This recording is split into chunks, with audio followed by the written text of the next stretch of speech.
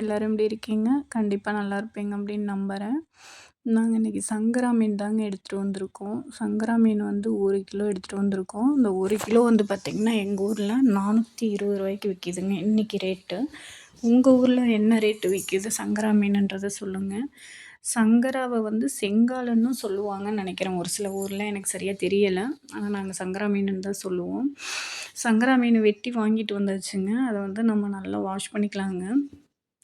ஒரு 6-7 டைம் நல்லா கழுவி எடுத்துடலாங்க. அப்போ தான் மீன் வந்து அதிக ஸ்மெல் இல்லாமல் இருக்கும். நல்லா கழுவி எடுத்தாச்சுங்க மீனை. ரொம்ப க்ளீனாகவே இருக்குது, நீங்களே பாருங்கள். அடுத்து வந்து பார்த்திங்கன்னா வரமிளகாய், பூண்டு, சின்ன வெங்காயம், சோம்பு தண்ணி ஊற்றி இதெல்லாம் நல்லா பேஸ்ட்டு சைஸில் அரைச்சி எடுத்துக்கலாங்க. அடுத்து வந்து மீனை எடுத்து நல்லா கீரல் போட்டுக்கலாங்க. கீரல் போட்டு நல்லா அந்த மசாலாவில் மிக்ஸ் பண்ணிக்கலாங்க. மசாலாவில் நல்லா மிக்ஸ் பண்ணிவிட்டு தோசைக்கல்லில் எண்ணெய் விட்டு மீனை ஃப்ரை பண்ணிக்கலாங்க.